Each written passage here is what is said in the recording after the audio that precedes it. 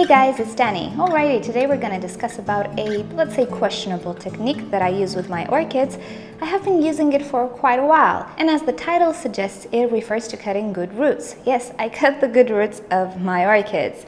But let me explain why. So first of all, this video is not a tutorial. I'm not saying you should definitely do this. If you don't agree to the idea, that's perfectly fine. If you don't want to do it again, that's perfectly fine. But I'm sharing with you what I do and tell you the logic behind it so we can all observe what's going on with my orchids, keeping this in mind. Alrighty, cutting good roots. Why would I ever cut good roots? Okay, so first of all, I'm referring mainly to Sympodial orchids here.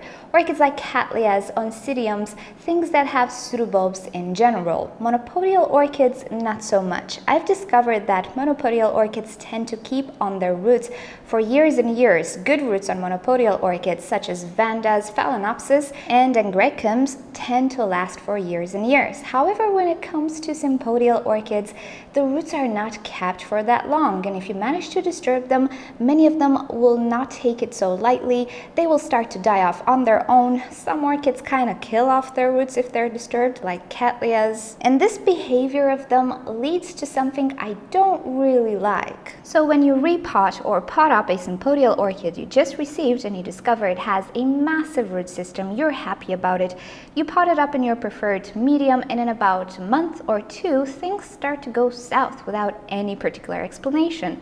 The medium starts to smell bad, even goes moldy, it retains quite a lot of water, and the new roots seem to not do so well. Why is that happening? I don't know about you, but I've experienced this so many times, and recently I did have a discussion with one of my viewers who is going through the very same thing. So what actually happens? Because when you repotted the orchid, it seemed to have a perfect root system. Well, as I was saying, Sympodial orchids sometimes have the tendency to lose roots if they're disturbed, if they're just a little bit damaged, if simply they just don't want to live anymore. You might have noticed that with Phalaenopsis orchids, if you damage a little bit the velamen, if you snap it, in many cases it will continue to live on without any trouble. It will branch out, it will still be viable. So you can see monopodial orchids are not as fussy when it comes to this, but break off an Oncidium or a Cattleya root and that root tip is done for. So because I have experienced so many times on Sympodial orchids the sudden death of roots after repotting, particularly if the orchid has a massive root system, I decided to cut it off, but not completely. Don't get me wrong, I'm not going overboard with it. So here's my explanation. Sympodial orchids create pseudobulbs. Each new pseudobulb actually creates a new root system. The older pseudobulbs remain on the plant, but their roots age. The root regeneration process is really fast on things like Cattleyas and Oncidiums, so the older roots are not necessarily needed. And when I say older roots, I mean the oldest roots on your orchid. So presumably you have a Cattleya, let's say, or an Oncidium with 7 pseudobulbs. Most probably the roots that belong to the last 3 or 4 pseudobulbs will die off when you repot it, when you disturb it. It's pretty similar to how an orchid regenerates her leaves. The older the leaf, the more prone it is to having some damage, some sunburn, something that will make the leaf not perform correctly. Same with the root system, I guess. The older the root is, the more prone it is to not perform normally, so why would the orchid still hang on to it when it has new pseudobulbs with new root systems? And I've actually observed this more when I moved out. Many of my orchids lost their older roots and started to create new roots, which have adapted to this medium beautifully. I have no pot that smells bad because no pot actually has older roots. So what I decided to do now is actually cut off from the get-go when I repot the oldest roots of an orchid. It doesn't really matter if it's an Oncidium, if it's a Cattleya. The only exception to this rule is the Dendrobium orchid, no matter the species. I just feel that Dendrobium orchids really hold on to their roots. They're not as sensitive to changes and movement, so on Dendrobium orchids, even though they're Sympodial, I don't cut off any root unless it's dead.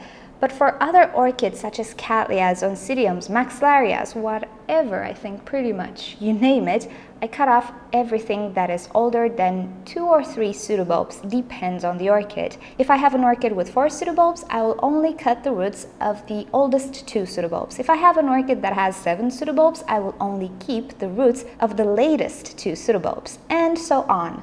My logic is that if the orchid has enough roots to sustain it, it doesn't necessarily need the most humongous root system ever. Coupled with the fact that new growth will produce a new root system which has a lot more chances to adapt to your preferred medium and environment, things pretty much go very well so far. I didn't really have losses. Now, I do not do this with very sick orchids. With very dehydrated and sick orchids, I will leave on as many roots as possible in the hopes that as many of them survive as to hydrate my orchid. So as I was saying, I'm not going overboard with this. I'm not cutting like a mental woman on the roots. However, I do believe personally that the oldest roots of an orchid, of a Sympodial orchid, will tend to die off when you disturb them, especially if you change the medium to something they're not adjusted to. They will definitely suffer. In most cases, you'll have some issues with bad smells, molds, and let's say that doesn't affect you much, but if the dead roots start to decompose into the pot and into the new medium, it will pretty much lead to a chain reaction that will result in a fresh medium going bad much faster. Also, the new root tips might burn off because the overall environment surrounding them becomes toxic and acidic, and pretty much in 1 year's time, you might be wondering why your orchid suddenly lost all its roots. Now, of course, there might be exceptions, and it really depends on the orchid, and it really depends what you understand by a big root system. And as I was saying, this is just my personal opinion, and this is just what I do lately. For example, I have a new Cattleya here from eBay. I didn't present it to you, but this is the Cattleya intermedia variety Queenie. And this orchid had quite a few roots, older roots, but I actually cut all of them. What I left were the latest roots created by this pseudobulb, which is the latest pseudobulb, and I already have a new growth developing here, which will create roots of its own, so things should be pretty well. And indeed, the orchid is not dehydrated. Ridges are normal for this orchid, but overall, she's not dehydrated. I left enough roots for this orchid to keep being hydrated, but not have mold and decomposition issues in my medium. So that's pretty much what I'm doing with most of my Sympodial orchids, except Dendrobium orchids. With monopodial orchids, I don't usually do this, but they can suffer from root loss as well. And I do have a video on Phalaenopsis orchids, why their roots die off when you repot them, possible reasons, and maybe some ways to make the situation better. So if you missed that video, you can check it in the info card here or in the description below. Sympodials are quite different than monopodials. But yeah, that's what I'm doing right now. So let me know in the comments below what you guys have experienced, if you reached the same conclusion as me or not. I'm really curious if I'm the only one who observed this.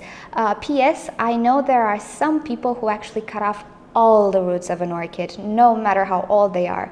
I wouldn't really go that far because having a very depleted orchid is not good as well, particularly when you don't know its history. So I wouldn't go that far, but indeed I would cut the oldest roots, definitely. I'm just really fed up with the death of the old roots and spoiling the new medium and mold issues and so on.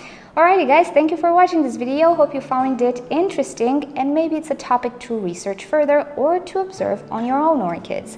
If you'd like to see more orchid videos from me, simply subscribe to my channel. I post on a daily basis. Feel free to leave me comments down below if you have questions or suggestions for videos or topics you'd like me to talk about.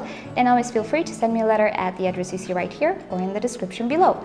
Choose an option on the screen if you'd like to be directed to orchidnature.com or watch another orchid video. Thank you for joining. I'll see you all next time. Bye!